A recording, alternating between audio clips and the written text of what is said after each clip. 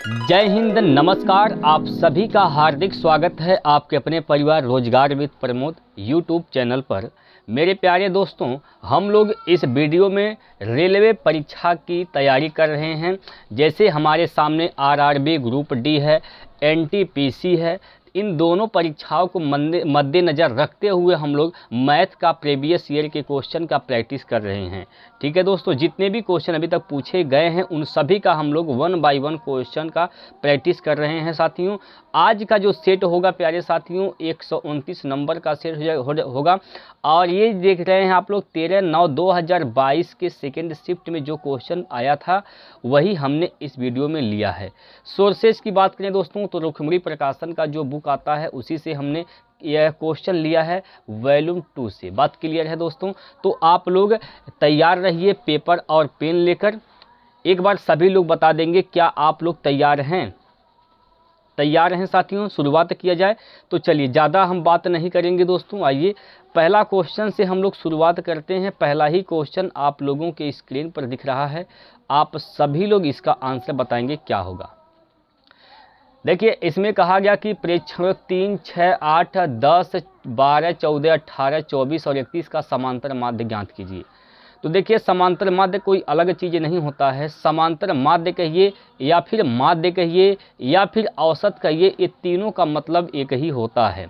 ठीक है, तो अगर आप औसत जानते हैं तो समझिए आप समांतर माध्य भी जानते हैं। तो समांतर माध्य के निकालने के लिए कुल पदों का योग बट्टे कुल पदों की संख्या 3, 6, 8, 10, 12, 14, 18, 24 और 31 को जोड़ेंगे तो कितने हो जाएंगे? 126 हो जाएगा। कितना हो जाएगा? 126। कितने पद हैं? तो इन टोटल इसमें कितने पद हैं? 9 पद हैं। 9 से भाग कर देंगे, ये आपका समांतर माध्य निकल जाएगा। चलिए काट पीट करिए। 9 से काटेंगे, 9 एक कम 9, 3 बचेगा, हो जाएगा 36, 9 चौको 36, यानी 14 इसका समांतर माध्य आ जाएगा। तो बी ऑप्शन इसका बिल्कुल सही आंसर हो जाएगा। बात क्लियर है दोस्तों? 14 इसका समांतर माध्य होगा। एक बार थम्स अप करके बता देंगे क्या इसमें कोई दिक्कत आप लोगों को है? बोलिए। चलिए आगे बढ़ते हैं प्यारे साथियों। और अगला जो प्रश्न है यह आपके सामने है, बहुत बेहतरीन सा क्वेश्चन है। और ये प्रश्न मेरे दोस्तों यह त्रिकोणमिति का प्रश्न है, तो बहुत इंपॉर्टेंट यह प्रश्न बन जाता है। चलिए इसमें कहा गया कि sec 33 into cosec 57 minus cot 57 into tan 33 plus cot 47 into cot 43 का मान ज्ञात कीजिए। ठीक है दोस्तों, चलिए अच्छा आप सेक को सेक 33 को लिख सकते हैं सेक 90 माइनस 57 लिख सकते हैं भाई। देखिए यहाँ पर सेक 33 को लिख सकते हैं 90 माइनस 57। ठीक है, लिख सकते हैं। ये किस चतुर्थांश में जाएगा? यहाँ पर ऐसे चतुर्थांश होता है, ये पहले में जाएगा। पहला में सभी क्या होते हैं? पॉजिटिव होते हैं। और सेक का क्या हो जाता है? तो सेक का कोसेक हो जाता है। ठीक है, तो ये कोसेक हो जाएगा कोसेक 57। ठीक है दोस्तों, ये क्या हो जाएगा? कोसेक 57। तो सेक 33 की जगह कोसेक 57 हो जाएगा। कोसेक 57 इंटू कोसेक 57 तो कोसेक स्क्वायर 57 हो जाएगा। बात सही है? Cosec square 57 degree. ठीक है दोस्तों, माइनस यहाँ पर क्या हो जाएगा? उसी प्रकार आप यहाँ से क्या करेंगे दोस्तों, एक कॉट और टेन में जो रिलेशन बन रहा है इसको भी आप चेंज कर देंगे। देखिए इस टेन 33 को लिख सकते हैं टेन 90 माइनस 57 डिग्री। ठीक है, तो टेन बदल जाएगा कॉट में, तो कॉट 57 पहले से है और कॉट तो 57 ही हो जाएगा, तो हो जाएगा कॉट स्क्वायर 57 डिग्री। ठीक है, और प्लस ये कॉट 47 है और कॉट 47 है और ये कॉट 43 है। तो इसको लिख सकते हैं, किसी को बदल सकते हैं। कॉट 43 को अगर आप लिख सकते हैं ऐसे कॉट लिख सकते हैं आप इसको कॉट 90 माइनस का 47। ठीक है, कॉट 90 माइनस 47 लिख सकते हैं। ठीक है दोस्तों, ठीक है, ये हो जाएगा कॉट 47 इंटू ये हो जाएगा कॉट का हो जाएगा टेन 47 ये हो जाएगा। ठीक है, देखिए इसका मान तो 1 हो जाएगा, इसका मान 1 हो जाएगा, प्लस ये भी देखिए ये एक दूसरे के उल्टे हो जाएंगे, ये इसका भी मान क्या हो जाएगा 1 हो जाएगा, तो 1 + 1 मिलके कितना 2 हो जाएगा। तो इसका जो सही आंसर आएगा ऑप्शन नंबर सी यानी 2 इसका बिल्कुल सही उत्तर आएगा। ठीक है, जैसे अगर एक बात यहाँ समझिए, जैसे यहाँ पर लिखा हुआ है sine theta into cosec theta, तो इसका मान क्या होता है 1, क्योंकि यह एक दोनों दूसरे के क्या होते हैं, एक दूसरे के इन्वर्स होते हैं, उल्टा होते हैं। ठीक है, तो इसका मान 1 हो जाता है। इस प्रकार से इसका भी मान क्या हो जाएगा 1 हो जाएगा, तो 1 1 मिलके क्या हो जाएगा 2। बात क्लियर है दोस्तों। चलिए अगले प्रश्न की ओर, इसका उत्तर बताइए क्या होगा। इस सवाल का जवाब देंगे, यहाँ पर क्या है 1.5 x बराबर में क्या है तो 0.02y। ठीक है, आपसे क्या पूछा गया है, आपसे पूछा गया है 1/x + y बटे x y + x बटे y - x पूछा गया है। ठीक है, देखिए यहाँ से आप अनुपात निकाल लेंगे, x और y का अनुपात निकालेंगे। तो कैसे निकालेंगे, देखिए x का अनुपात इधर वाला ये हो जाएगा तो 0.02, y का अनुपात ये वाला हो जाएगा 1.5। ठीक है, यहाँ 0.2 स्थान पे, यहाँ 0.1 का स्थान पे इसको बराबर कर देंगे, दशमलव को ख़त्म कर देंगे। ठीक है दोस्तों, ये दशमलव क्या हो जाएगा ख़त्म। ठीक है, ये दशमलव ख़त्म हो जाएगा, इसको आप काट के छोटा कर देंगे। चलिए इसको आप काट के छोटा कर देंगे, 2 से काटेंगे, 2 7 14 और बचेगा 1 2 5 10, ये हो जाएगा। ठीक है, ये हो जाएगा दोस्तों। बोलिए क्या इसमें कोई दिक्कत है आप लोगों को। 1/75 मतलब ये अगर यह x 1 है तो y क्या है 75 आ जाएगा। आपसे क्या पूछा गया है भाई 1/y + x, तो y + x 75 + 1 76 हो जाएगा, बटे y - x, ये दशमलव नहीं है, 75 में सेक गया तो क्या बचेगा 74 बचेगा, 74। तो ये 74 तो चल जाएगा ऊपर, तो ये 74 यहाँ पर आ जाएगा, 74 ऊपर चला जाएगा, यहाँ से 74 ख़त्म हो जाएगा। ठीक है, तो इसका जो आंसर आएगा दोस्तों, इसको काट पीट के छोटा करेंगे। अगर आप 2 से काटेंगे 2 3 6, एक बचेगा 2 7 14, 2 से काटेंगे 2 3 6, 2 8 16, 37/38 इसका सही आंसर आएगा, 37/38। तो डी ऑप्शन इसका सही होगा, 37/38। ठीक है, समझ में आया कि नहीं आया आप लोग बता दीजिए भाई एक बार। चलिए अगला प्रश्न लगाइए इसको।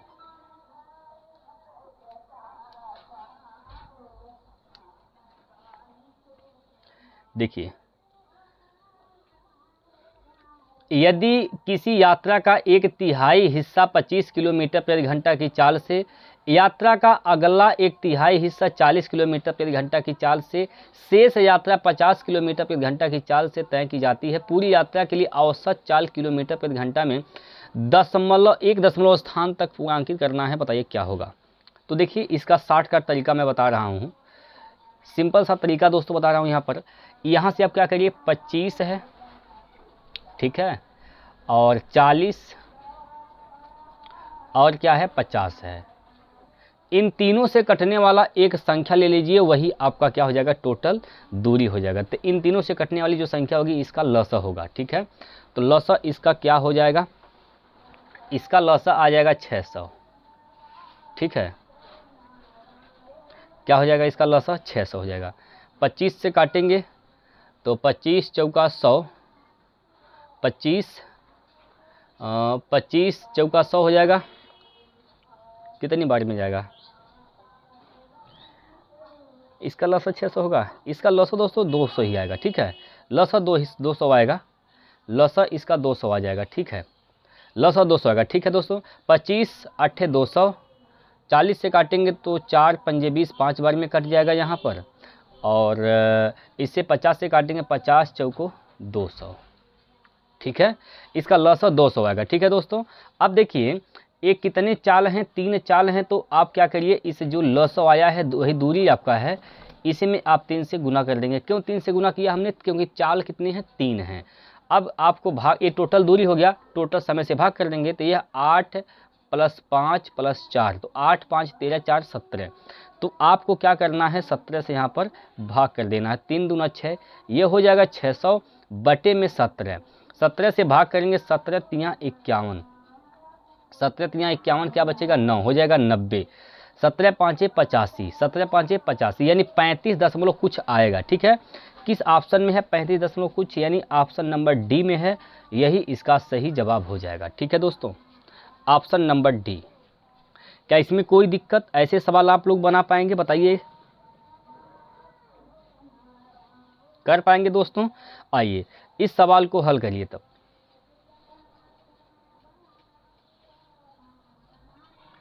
ये सवाल है कि मूलधन पर 8% वार्षिक दर से 2 वर्ष की अवधि का साधारण ब्याज 192 है, मूलधन ज्ञात कीजिए। देखिए दोस्तों, एक होता है साधारण ब्याज, क्या होता है? RT%, RT प्रतिशत क्या होता है? साधारण ब्याज होता है। ठीक है, और कोई भी धन अपने आप में 100% होता है। साधारण ब्याज क्या है? 192 है, तो क्या कितने परसेंट का मान है? 8 × 2, 8 दूनी 16, तो 16% का मान कितना है? 192 है। क्या है? 192। मूलधन पूछा है, 100% का मान निकालना है, तो 100% का मान निकाल देंगे। 192 बटे में 16 × 100। ठीक, काटिए।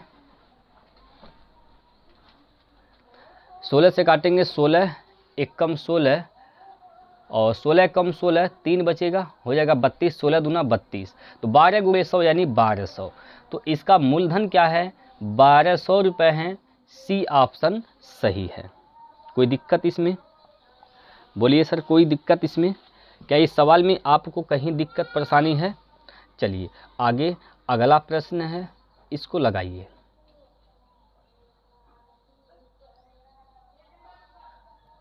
देखिए भाई, ये जो क्वेश्चन है भाई, इसमें कहा गया निम्नांकित चित्र में QS समांतर है EF के। QS ये और EF ये दोनों क्या हैं? समांतर हैं। ठीक है भाई, ये दोनों क्या हैं? समांतर हैं। और RS समांतर है PQ के, तो RS तो यहाँ पर है, ये RS है, यह RS है, ये समांतर किसके है? PQ के समांतर है। ठीक है, यहाँ तक तो कोई दिक्कत नहीं। यदि कोण, यदि यम कोण PQS बराबर 60 है, ये डिग्री क्या है? 60 डिग्री यहाँ पर दिया गया है। ठीक है, ये 60 डिग्री दिया गया है। और क्या पूछा गया है? तो यम कोण RFE का मान बताइए। RFE का, ठीक है, RFE का मान पूछा गया। RFE यानी इसका मान आपसे पूछा गया है। तो गौर से समझिए दोस्तों, ये 2 समांतर रेखाएं हैं। ठीक है, ये 2 समांतर रेखाएं हैं। इनको जब कोई तिर्यक रेखा काटती है ऐसे, तो इनके एक ही साइड के कोण का योग क्या होता है? 180 अंश होता है। अगर ये 60 डिग्री है तो ये भी क्या होगा? इन दोनों का योग क्या होगा? इसका और इसका योग क्या होगा? 180। तो अगर ये 60 है तो पक्का ये कितना होगा? 120 डिग्री होगा। ठीक है, 120 होगा। और जब 2 समांतर रेखाओं को कोई तिर्यक रेखा काटती है तो उसके एकांतर कोण क्या होते हैं? बराबर होते हैं। ठीक है, एकांतर कोण बराबर। ये क्या है? समांतर रेखा है दोस्तों, और ये दोनों काटे हैं तिर्यक रेखाएं, तो इसके एकांतर कोण क्या हो जाएंगे? बराबर। अगर यह 120 है तो पक्का ये भी क्या होगा? 120 ही आएगा। ठीक है, तो ये भी क्या होगा? 120 आएगा। तो 120 डिग्री सही इसका आंसर होगा। कौन सा ऑप्शन सही है? तो डी नंबर ऑप्शन इसका बिल्कुल सही उत्तर होगा। ठीक है दोस्तों, ऑप्शन नंबर बी इस प्रश्न का सही आंसर हो जाएगा। इसमें कोई डाउट, कोई दिक्कत, कोई परेशानी है तो आप लोग बताइए, जल्दी से बोलिए दोस्तों। कोई दिक्कत क्या इसमें है आपको? आइए आगे बढ़ते हैं अगले प्रश्न पर। इस सवाल को लगाइए। देखिए मेरे दोस्तों, आप लोग इसका PDF भी निकाल सकते हैं। PDF के लिए आपको क्या करना होगा?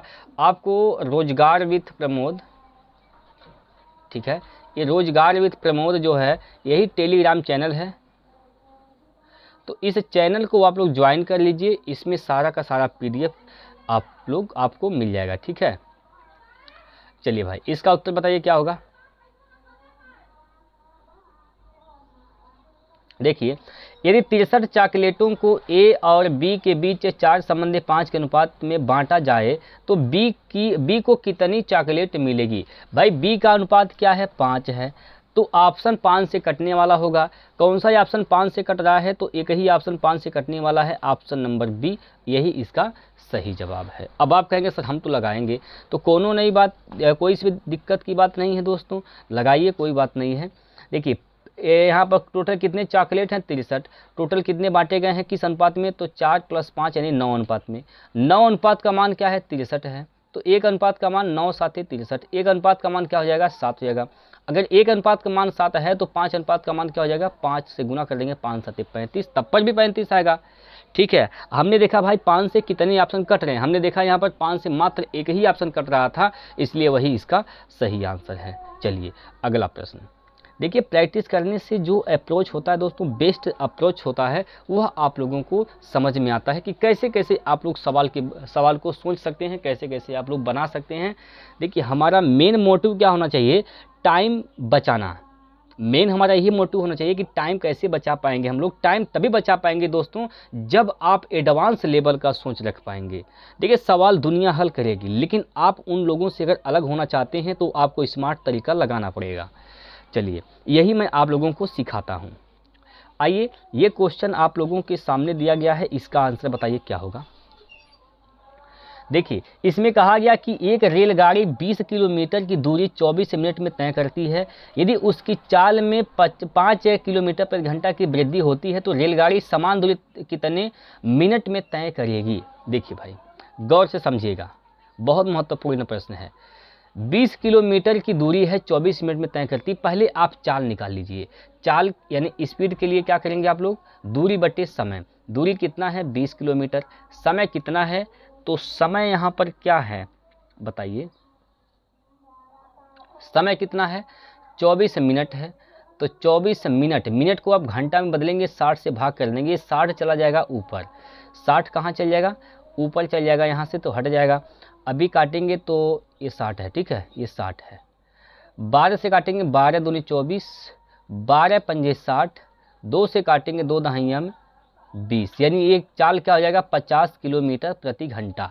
ये चाल क्या है, 50 किलोमीटर प्रति घंटा है। कह रहा है कि यदि उसकी चाल 5 किलोमीटर प्रति घंटा वृद्धि कर दी जाती है तो समान दूरी वही 20 किलोमीटर की दूरी कितना समय लग जाएगा तय करने में। जब हम चाल को बढ़ा देते हैं 5 किलोमीटर तो टाइम निकालना है, तो 5 से 55 हो जाएगा। यहाँ से 50 था, 5 बढ़ाएंगे 55, 1 किलोमीटर प्रति घंटा में आएगा। आपको किस में बदलना है, आपको माफ़ कीजिएगा, ये जो समय आएगा या घंटा में आएगा, आपको किस में बदलना है, तो आपको मिनट बदलना है। तो 60 से गुना कर देंगे, ठीक है, 60 से गुना कर देंगे, 5 से काटेंगे, तो 5 से काटेंगे तो 11 × 5 = 55, 5 से काटेंगे, 5 × 4 = 20, 4 × 6 = 24, यानी 240/11। 11 से भाग करेंगे तो कितनी बार जाएगा, 11 दूना 22, 2 बच जाएगा, 2 बचेगा, हो जाएगा 20, 11 × 1 = 11,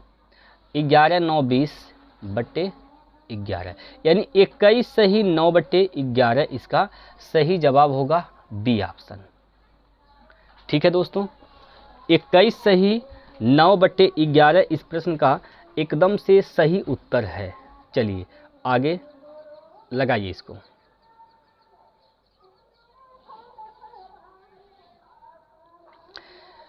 जल्दी से बताइए इसका उत्तर क्या होगा, जल्दी से बताइए प्यारे साथियों।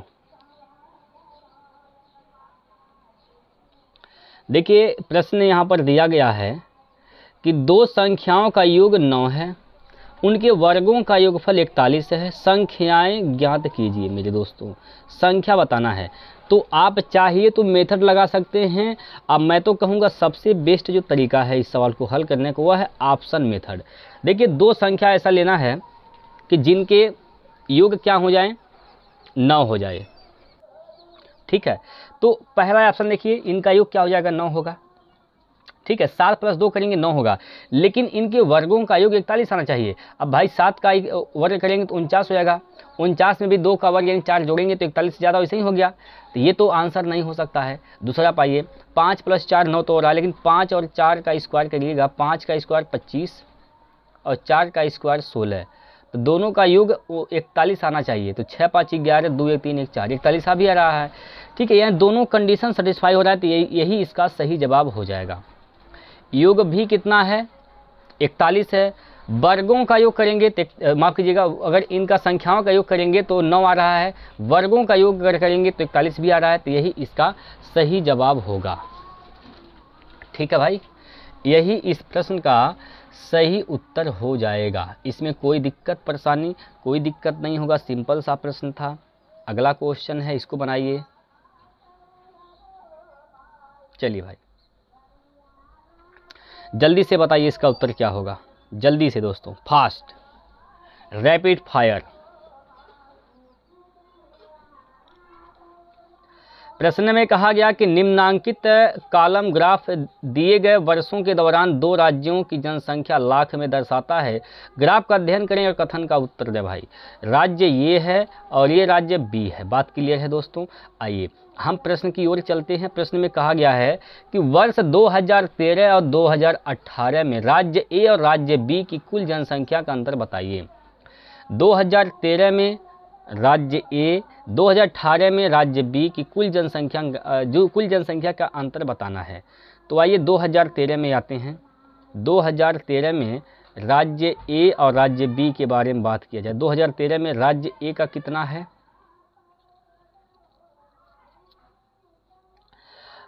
40, राज्य बी का क्या है तो 38, 40 + 38 कितना हो जाएगा तो 78 हो जाएगा। ठीक है, 78 यहाँ से हो गया।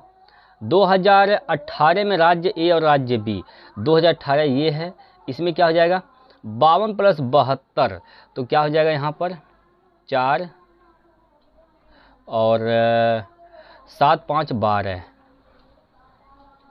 ठीक है 124, इनके बीच का अंतर निकालना है। तो अंतर निकालेंगे तो ज़्यादा में से कम वाला घटाते हैं, 14 में से 8 गया तो क्या बचेगा 6, और 11 में से 7 गया तो क्या बचेगा 4, यानी यहाँ पर अंतर कितना आ रहा है 46। तो 46 लाख इसका राइट आंसर है, ए ऑप्शन इसका सही हो जाएगा। बात क्लियर है दोस्तों, ए ऑप्शन इसका बिल्कुल सही उत्तर होगा, कोई दिक्कत कोई परेशानी नहीं है। आइए अगले प्रश्न पर करिए इसको। चलिए दोस्तों आप लोग इसका उत्तर बताइए। अभी तक आप लोग भटक रहे हैं कि आप कहाँ से तैयारी कर रहे हैं दोस्तों, तो देखिए मैं तो यही कहूँगा कि आप किसी भी चैनल से पढ़ रहे हैं तो बस आप कंसंट्रेट होकर पढ़ते रहिए दोस्तों, और प्रीवियस ईयर क्वेश्चन आप लगाते रहें। ठीक है, हमारे चैनल पर प्रीवियस ईयर का ही प्रैक्टिस हो रहा है, तो हम तो कहेंगे दोस्तों प्रीवियस ईयर का क्वेश्चन आप लगाएंगे तो आप ज़्यादा से ज़्यादा नंबर अचीव कर पाएंगे। बात क्लियर है दोस्तों। चलिए ये प्रश्न आप लोगों की स्क्रीन पर है, इसका उत्तर दीजिए क्या होगा।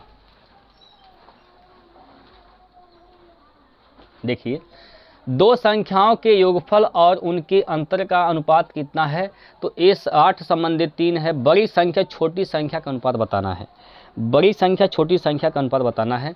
तो कुछ नहीं करना है, बस आपको मात्र इतना ही काम करना है प्यारे दोस्त, दोनों को जोड़ दीजिए एक बार, तो 8 3 11 संबंधी, दोनों को घटा दीजिए तो 11, 8 में से 3 गया तो 5, 11 संबंधी 5 इसका राइट आंसर हो जाएगा। 11 संबंधी 5 बी ऑप्शन।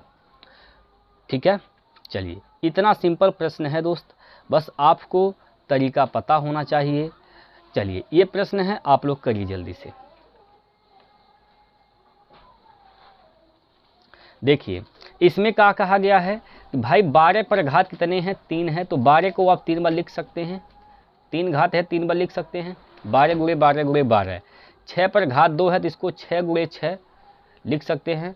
8 मात्र एक बार है तो एक बार 8 लिख देंगे, बटे नीचे 4 5 बार है तो 4 को 5 बार लिखेंगे, 1 2 3 4, 5 बार 4 हो गया, 5 बार 3 1 2 3 4, 5 बार 3 भी हो गया। अब काट दीजिए दोस्तों, काटिए भाई, काट पीट करिए। देखिए ऊपर 3 थी 12 है, नीचे से 3 थी 4 और 3 थी 3 खत्म हो जाएगा, ये 12 तीनों खत्म हो गया। ठीक है, अब देखिए यहाँ पर 4 से ये 4 दूनी 8 कैंसिल, 2 से काटेंगे 2 दूनी 4, ये कैंसिल 2 बार में हो जाएगा। 2 से काटेंगे 2 3 6 हो जाएगा, 2 3 6। 2 से काटेंगे 3 से काटेंगे, 3 से ये 3 कैंसिल, 3 से काटेंगे तो 3 दूना 6, 2 बार में कैंसिल। तो इसका जो आंसर आएगा 2 आ जाएगा। क्या आएगा? 2 आएगा, यानी ऑप्शन नंबर बी इसका सही उत्तर हो जाएगा। ठीक है दोस्तों, चलिए लगाइए इसको।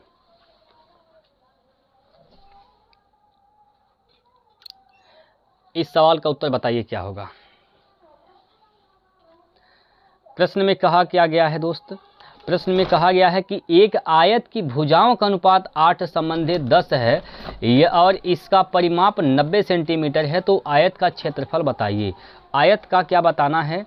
तो आयत का क्षेत्रफल बताना है दोस्तों। क्षेत्रफल क्या होता है? L into B. क्या होता है? L into B. ठीक है, L इंटू बी होता है। कोई दिक्कत इसमें?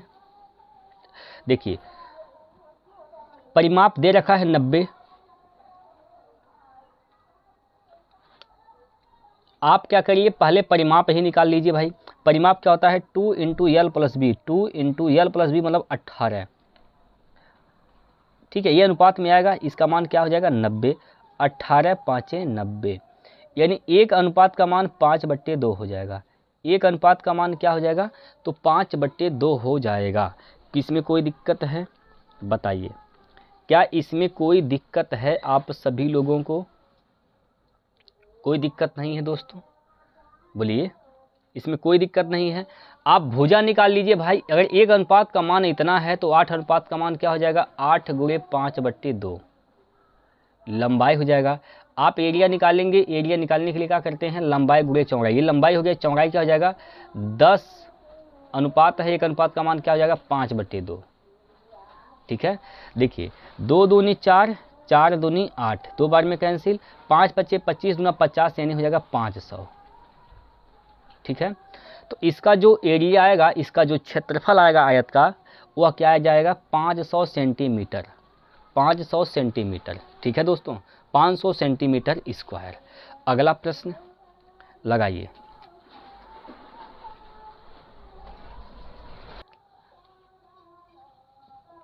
देखिए दोस्तों, इस सवाल में क्या कहा गया है भाई? इस प्रश्न में कहा गया है कि यदि 24 पेंसिलों का क्रय मूल्य 16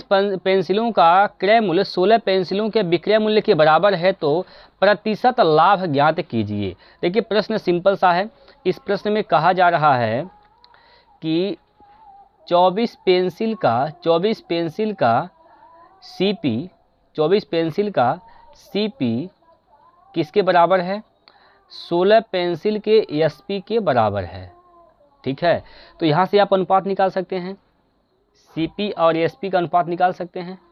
ठीक है, अनुपात क्या हो जाएगा यहाँ पर? देखिए अनुपात क्या आ जाएगा, इसको आप यहाँ पर काट के छोटा भी कर सकते हैं दोस्तों। इसको 4 से काट सकते हैं, 4 चौको 16, 4 छक 24, यानी आप इसको 8 से काट सकते हैं, 8 दूनी 16, 8 त्रिक 24। सीपी क्या हो जाएगा? 2 अनुपात। एसपी क्या हो जाएगा? 3 अनुपात। भाई 2 का सामान 3 में बेचा गया है, कितने का फायदा? 1 का। किस पर? क्रय मूल्य पर। क्रय मूल्य क्या है? 2 गुणे 100, तो क्या हो जाएगा? 50% का लाभ होगा। कितना लाभ आएगा यहाँ पर? 50% का लाभ आ जाएगा दोस्तों, ए ऑप्शन। देखिए इतना सिंपल सा क्वेश्चन पूछा गया है। ठीक है, और आप घबरा जाते हैं भाई, प्रश्न तो बहुत कठिन पूछे जा रहे हैं। देखिए यही प्रश्न आधिकारिक पेपर का ये क्वेश्चन है दोस्तों, जो ग्रुप डी द्वारा पूछे गए हैं। अगला प्रश्न है, इसको आप बनाइए जल्दी से।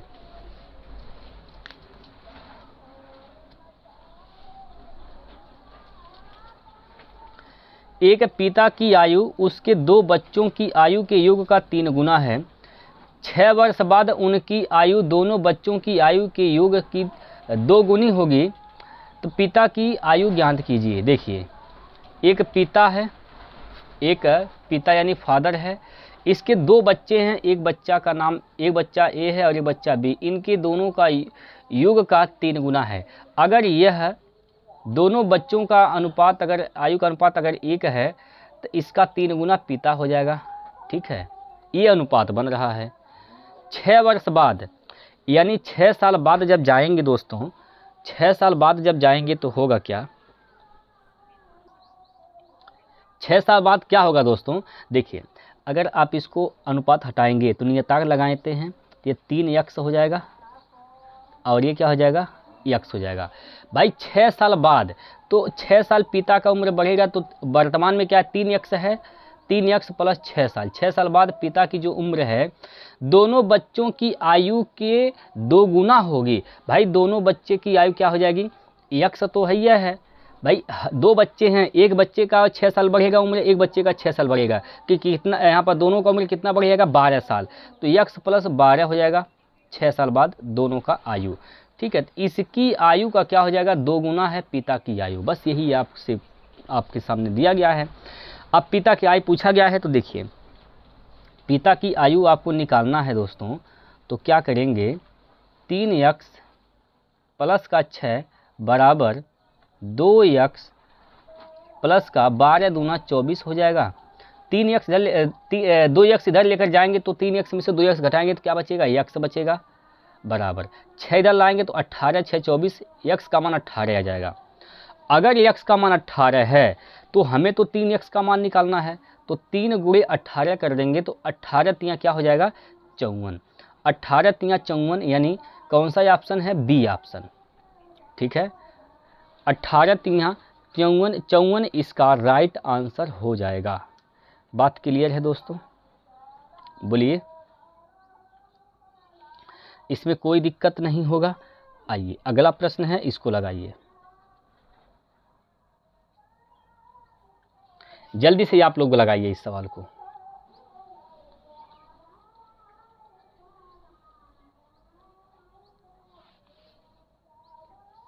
देखिए भाई प्रश्न ये है आपके सामने, 5 क्रमागत सम संख्याओं का योगफल 2720 है, तीसरी और 5वीं संख्या का योगफल ज्ञात कीजिए।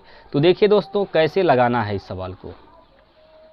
देखिए पहली आप सम संख्या मान लेंगे x, दूसरी सम संख्या x प्लस 2 ऐसे मानते हैं सम संख्या। ठीक है, तीसरी सम संख्या क्या हो जाएगा, x प्लस 4 हो जाएगा। चौथी सम संख्या क्या हो जाएगा, तो चौथी सम संख्या क्या हो जाएगा, x प्लस का 6 हो जाएगा। 5वीं सम संख्या x प्लस का 8 हो जाएगा।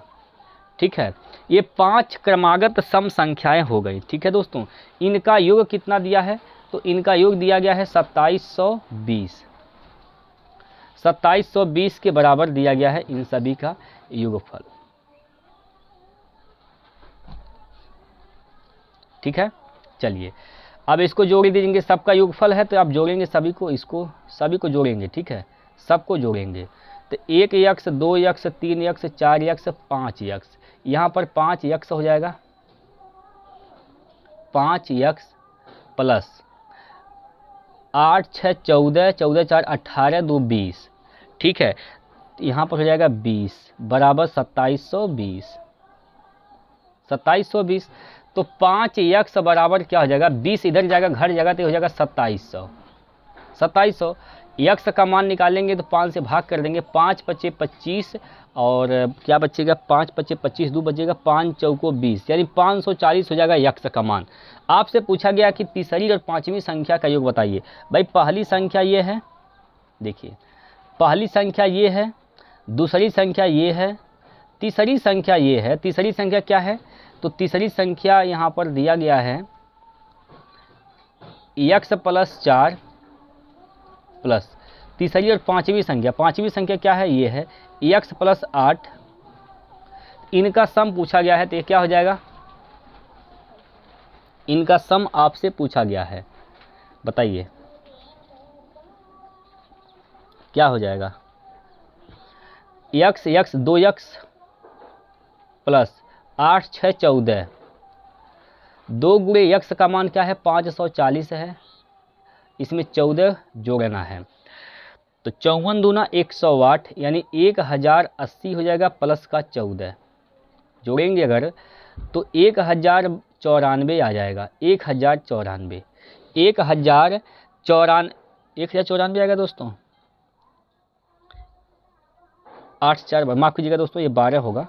8 + 4 12 होगा, ठीक है। सॉरी, यहाँ पर क्या होगा, 12 होगा। यहाँ पर 12 जोड़ेंगे, ठीक है, तो 92 आएगा, ठीक है। 1092 आएगा दोस्तों। 1092 यानी सी ऑप्शन इसका राइट आंसर हो जाएगा। 1092 क्लियर है दोस्तों। बताइए कोई दिक्कत, कोई परेशानी है इस सवाल में? चलिए अगला प्रश्न। अभी तक आप लोगों ने दोस्तों वीडियो को लाइक नहीं किया है तो प्यारे साथियों आप लोग लाइक कर दीजिए जल्दी से, और जो भी डाउट रहता है आप लोग कमेंट बॉक्स में पिन कर दीजिए फटाफट। आप लोगों का कमेंट पढ़ता हूं और उसका आंसर भी देता हूं दोस्तों, ठीक है। चलिए जो भी डाउट है आप लोग तुरंत लिखिए। आइए इस प्रश्न को हल करते हैं। इसमें कहा गया है प्रथम 5 अभाज्य संख्याओं का योगफल बताइए।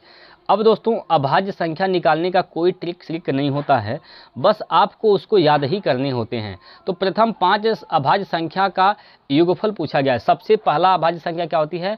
2 + 3 + 5 + 5 के बाद क्या हो जाएगा? तो 5 के बाद 2 3 5, 5 के बाद 7 होता है। 7 के बाद क्या होता है अभाज्य संख्या? भाई 4 हो गया, एक और चाहिए हमें, तो 11 होता है, ठीक है। सबको जोड़ दीजिए, कितना हो जाएगा? 7 + 3 10 ये हो गया। 10 5 15 2 17, 17 में जब 11 जोड़ेंगे तो क्या हो जाएगा? 28। क्या हो जाएगा? 28। तो प्रथम 5 अभाज्य संख्याओं का योग क्या हो जाएगा? 28। डी ऑप्शन इसका सही होगा, ठीक है दोस्तों। चलिए अगला प्रश्न है, इसको लगाइए जल्दी से, बताइए दोस्तों इसका उत्तर क्या होगा। दो संख्याओं का महत्तम समापवर्तक और लघुत्तम समापवर्तक क्रमशः 1080 और 30,240 है। यदि एक संख्या 4320 है, दूसरी संख्या बताइए क्या होगा। देखिए दोस्तों आप जानते हैं कि LCM × HCF बराबर होता है पहली संख्या गुणे दूसरी संख्या, ठीक है।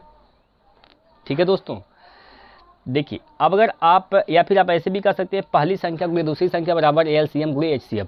अब यहाँ पर देखिए LCM कितना दिया है?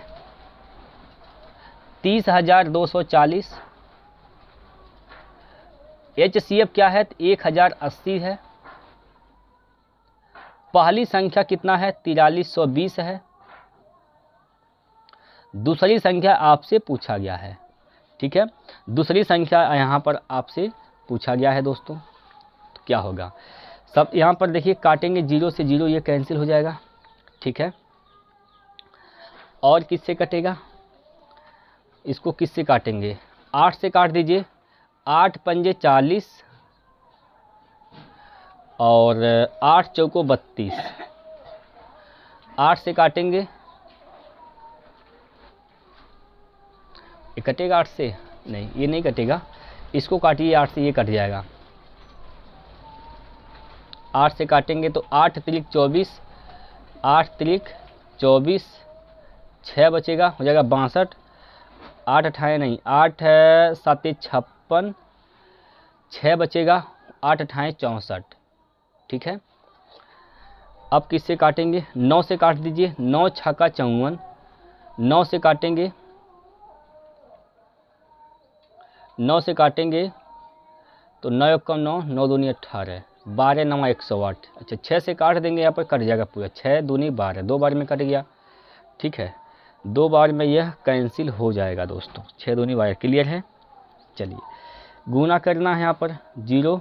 8 दूनी 16 के 6 हासिल का 1 और 7 दूनी 2 7 14 15 के 5 हासिल का 1, 2 3 6 और 1 7, यानी 7560 इसका दूसरी संख्या आ जाएगी। सी ऑप्शन इसका सही हो जाएगा, 7560, ठीक है दोस्तों। 7560 इसका दूसरी संख्या आएगा। इसमें कोई दिक्कत परेशानी? चलिए इस सवाल का आंसर बताइए आप लोग क्या होगा।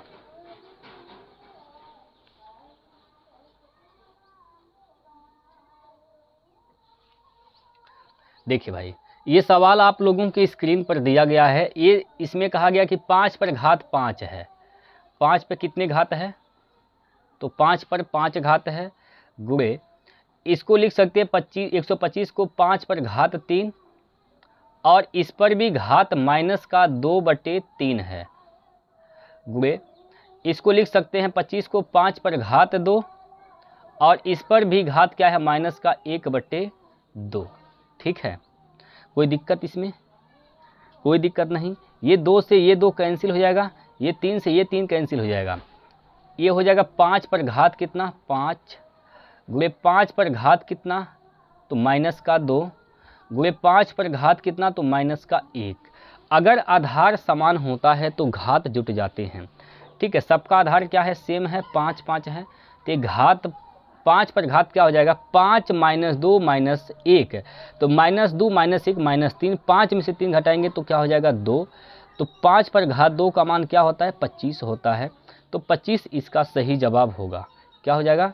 25 इसका सही जवाब होगा, ऑप्शन नंबर बी। ठीक है दोस्तों, चलिए ये सवाल है, आप लोग करिए जल्दी से।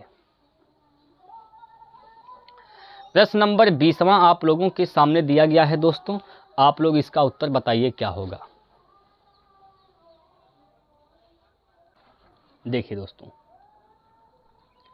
एक आदमी को एक अलमारी एक निश्चित मूल्य यस पर बेचने पर विक्रय मूल्य के 20% के बराबर लाभ होता है। यदि उसके लिए अलमारी के क्रय मूल्य में 10% की वृद्धि होती है और वह उसे यस से 4% अधिक मूल्य पर बेचता है तो उसका लाभ प्रतिशत कितना होगा, बताइए।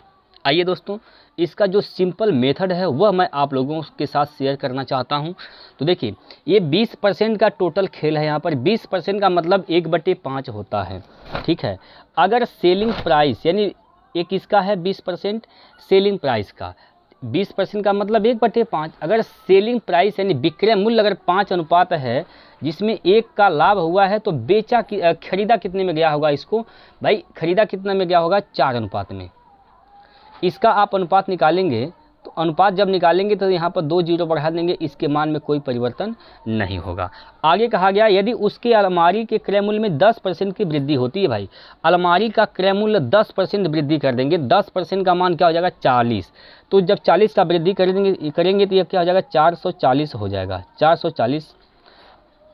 और विक्रय मूल्य में 4% अधिक मूल्य पर बेचा जाता है। 500 का 4% क्या हो जाएगा? 500 का 4% कितना होगा? 20। यानी कितना में बेचा जा रहा है? 520 रुपये में बेचा जा रहा है। ठीक है, तो कितने का लाभ हुआ है यही आपसे पूछा गया है। 0 से 0 कैंसिल भाई।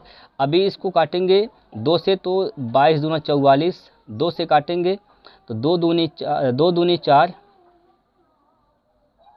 2 दूनी 4, या फिर आप इसको 4 से काट दीजिए। 4 से काटेंगे तो 11 बार में कटेगा, 13 चौको 52, 13 बार में हो कट जाएगा। 11 का सामान 13 में गया, इसका मतलब कितने का लाभ? 11 2 13, 2/11 गुणे 100। ठीक है, 2/11 गुणे 100। भाई अगर 1/11 होता है तो इसका मान होता है 9.09। तो ये 2 गुना है तो 18.18 आएगा। 18.18 यानी कौन सा ऑप्शन? बी ऑप्शन इसका सही होगा। बात क्लियर है? चलिए अगला प्रश्न है, इसको लगाइए।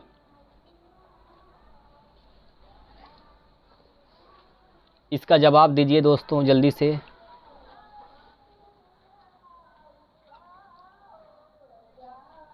हाँ जी, देखेंगे इसमें कहा गया है कि निम्नांकित पाई चार्ट एक निश्चित उत्पाद के निर्माण में किए गए व्यय के प्रतिशत विवरण को दर्शाता है। पाई चार्ट का अध्ययन कीजिए और प्रश्न का उत्तर दीजिए। भाई ये पाई चार्ट का अध्ययन करना है। ये जो प्रश्न पूछा गया है यहाँ पर आपसे इसका उत्तर बताना है।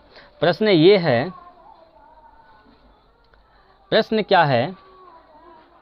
यदि 500 उत्पादों का विनिर्माण किया जाता है और उन पर प्रत्यक्ष श्रम लागत 62,500 रुपये है, तो उत्पादन का विक्रय मूल्य क्या होना चाहिए ताकि निर्माता 50% का लाभ अर्जित कर सके? 50% का लाभ अर्जित कर सके, ये आपको बताने हैं दोस्तों।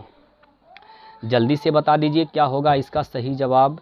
जल्दी से बताइए मेरे प्यारे साथियों, जल्दी से बताइए।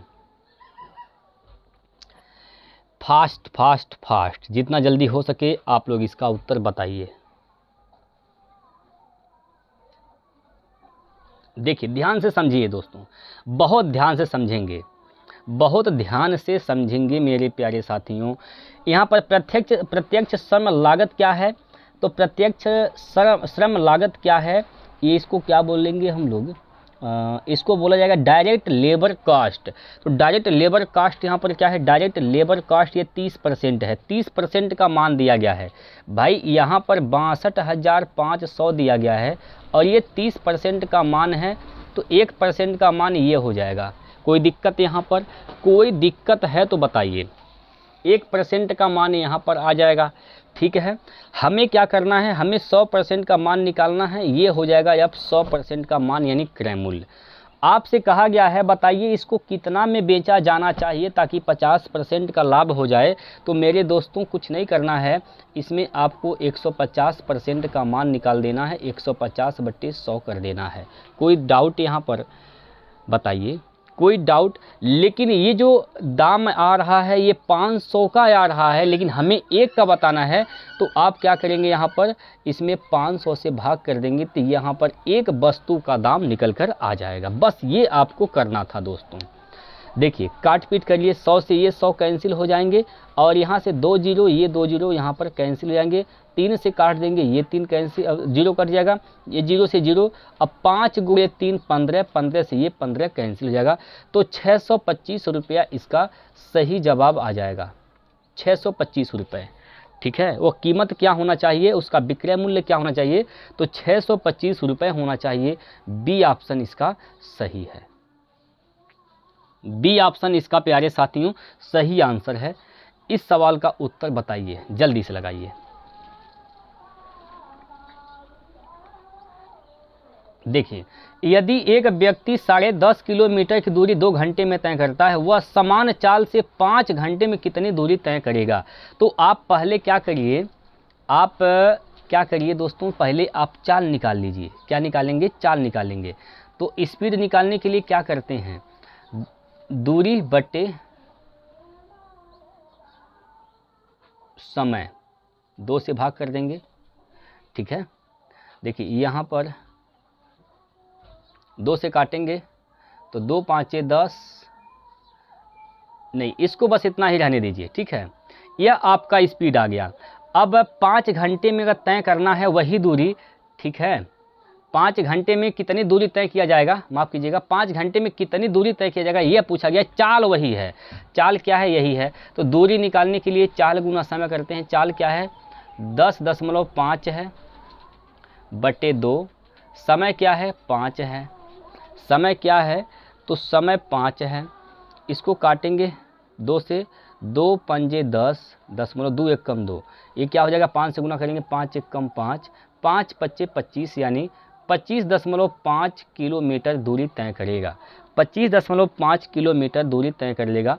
कौन सा ऑप्शन सही होगा दोस्तों, बताइए आप लोग, बताइए कौन सा ऑप्शन इसका सही होगा।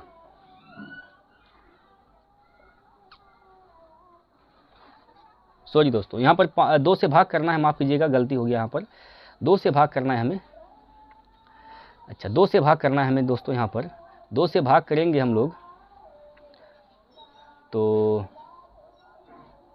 यहाँ पर 5 से गुना करेंगे, 2 से भाग करना है हमें ना। यहाँ पर देखिए 5 से काटेंगे 5, सॉरी 2 से काटेंगे, 2 5 10, ख़त्म हो जाएगा।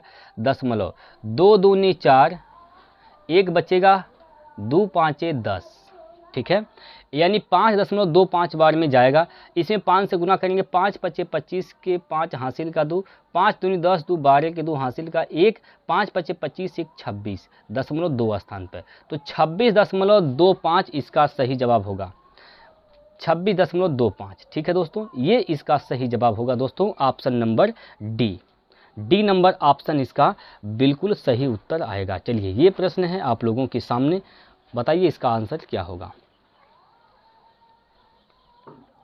देखिए प्रश्न क्या कहा गया है, प्रश्न में बोला गया है यहाँ पर कि 34 पर घात कितना है, 3, इसका मान बताइए क्या होगा।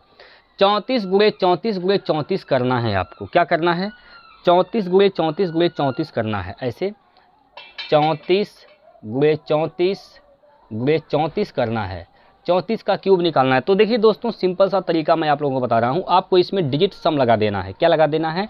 डिजिट सम। तो 4 3 7, 4 3 7, 4 3 7, 7 का क्यूब करेंगे, 7 का गुना 3 बार करेंगे तो 7 का 3 बार गुना करेंगे 343 होता है, 343। इसका डिजिट सम क्या हो जाएगा? तो 3 3 6 4 10, 10 का डिजिट सम क्या हो जाएगा? 1। तो इसका डिजिट सम 1 आएगा। जिस ऑप्शन का डिजिट सम 1 आएगा वही इसका सही आंसर है। डिजिट सम बनाने के लिए क्या करते हैं? जोड़े के अंकों को जोड़े के 9 बनाते हैं, जहां 9 बनता है उसको खत्म कर देते हैं, उसको 0 मान लेते हैं। ये तो पहले से ही 9 खत्म हो जाएगा, ठीक है। 3 2 5 4 9, ये भी खत्म। इसका डिजिट सम क्या है? 0 आ रहा है, ये तो आंसर नहीं हो सकता। बी वाले पर आइए, ये तो 9 है, खत्म हो जाएगा। 3 2 5 4 9, इसका भी डिजिट सम 0 आ रहा है, ये भी आंसर नहीं होगा। इस पर आइए सी वाले पर, 4 4 8 3 11, 11 का डिजिट सम 2 आ रहा है, ये भी आंसर नहीं होगा। तो एक ही ऑप्शन बचा और यही इसका सही जवाब हो जाएगा। देखिए भी 9 से 9 बन गया, खत्म। 3 3 6 4 10 का डिजिट सम 1 आ रहा है, तो डी ऑप्शन इसका सही आंसर आएगा, ठीक है। डी ऑप्शन बिल्कुल सही आंसर होगा, डी ऑप्शन, ठीक है दोस्तों। तो डिजिटल सम जो है उसको आप लोग सोचिए, समझिए कैसे अप्लाई करते हैं दोस्तों। लगभग हमने हर वीडियो में आपको डिजिटल सम के बारे में बताया है। चलिए अगला प्रश्न है, इसको बनाइए।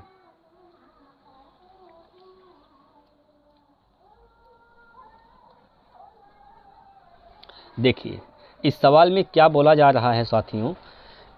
एक समद्विबाहु त्रिभुज की 2 समान भुजाओं में से प्रत्येक की लंबाई 5 सेंटीमीटर और इसके आधार की लंबाई 8 सेंटीमीटर है। त्रिभुज का क्षेत्रफल सेंटीमीटर स्क्वायर में ज्ञात करना है।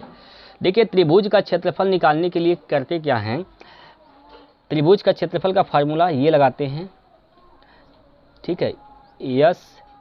यस माइनस का ए और S minus B, S minus का सी, ये तरीका आप लोग लगाएंगे। अब यस कैसे निकलेगा? यस को बोलते अर्ध परिमाप, भुजाओं का आधा करते, भुजाओं को जोड़े के आधा। तो समान भुजा वाले 5-5 सेंटीमीटर के हैं, तो 5 + 5 10 यहाँ से हो जाएगा, प्लस का 8 इधर, यानी 18/2 कर देंगे तो क्या हो जाएगा? 9 आ जाएगा, ठीक है दोस्तों। यस का मान क्या हो जाएगा? 9 हो जाएगा। तो ये 9 गुणे 9 में से 5 गया तो क्या बचेगा? 4 बचेगा। 9 में से 5 गया तो क्या बचेगा? 4 बचेगा। 9 में से 8 गया तो क्या बचेगा? 1 बचेगा। 9 का वर्गमूल तो 3 हो जाएगा, 4 2 बार है, 1 4 बाहर, तो 4 गुणे 3 यानी 12 सेंटीमीटर स्क्वायर इसका क्षेत्रफल आ जाएगा, सी ऑप्शन, ठीक है। बोलिए कोई दिक्कत इसमें? आगे अगला प्रश्न लगाइए भाई, इसका जवाब दीजिए आप लोग, क्या होगा?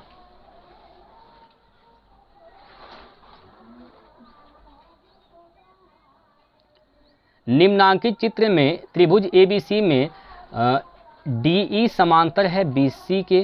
AD बराबर 7 सेंटीमीटर, AD बराबर क्या है? 7 सेंटीमीटर। AE बराबर 3.5 सेंटीमीटर, BD बराबर 6 सेंटीमीटर। तो AC का मान बताना है, क्या होगा? AC का मान प्यारे साथियों आप लोगों को बताना है। तो यहाँ पर जो मान दिया गया है पहले आप उसको यहाँ पर नोट कर लीजिए भाई। पहले यहाँ पर AD का मान क्या दिया है? AD का मान यहाँ पर क्या है? 7 सेंटीमीटर है। AE का मान क्या है? 3.5 है, 3.5 सेंटीमीटर है। और BD का क्या है? BD ये जो है 6 सेंटीमीटर है। तो आपसे पूछा गया है AC का मान बताइए, AC इसका मान क्या होगा, ठीक है। AC का मान पूछा गया है। देखिए दोस्तों, देखिए ध्यान से समझिएगा, एक कंसेप्ट होता है कि AD इतना बटे पूरा AB, ठीक है। वही इधर भी लगाएंगे,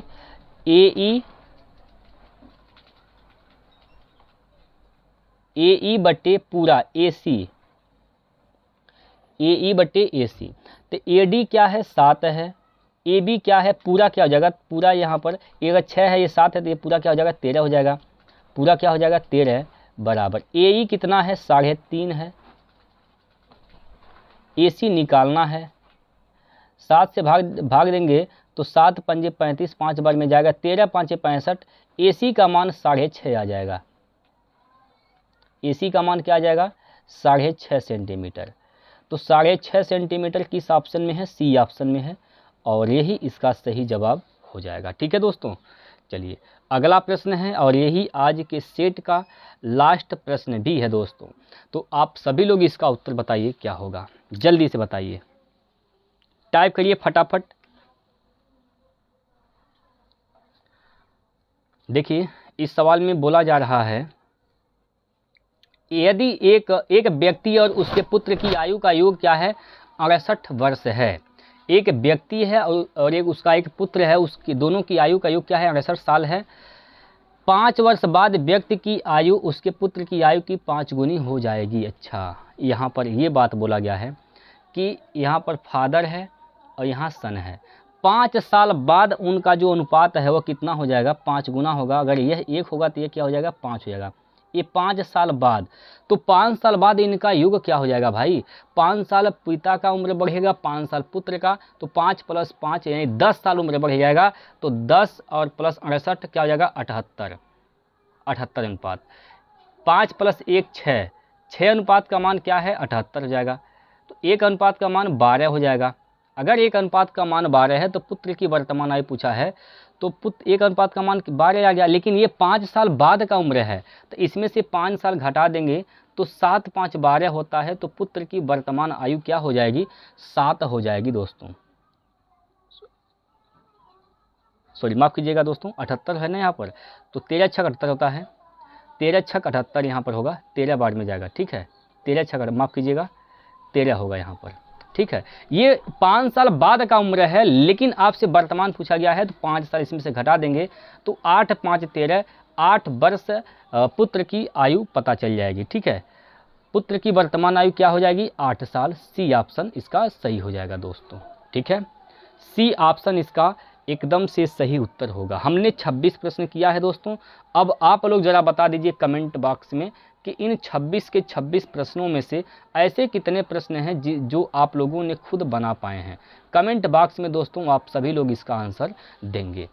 ठीक है, तो उम्मीद करता हूं कि आप लोगों को अच्छे से समझ में आया होगा। आप लोगों ने बड़े धैर्य से सुना है, देखा है, समझा है, इसके लिए मैं आप सभी का आभारी हूं दोस्तों। और मैं पूरा विश्वास दिलाता हूं आप लोगों को, अगर आपके पेपर में क्वेश्चन पूछे जाएंगे गणित से दोस्तों, तो एक भी क्वेश्चन बाहर नहीं जाएगा यहाँ से। बस आपको धैर्य रखना है, संतोष रखना है, और शिद्दत से आपको आगे तैयारी को जारी रखना है दोस्तों। तो चलिए फिर हम लोग कल मिलते हैं अगले सेट को लेकर। तब तक के लिए जय हिंद, जय भारत।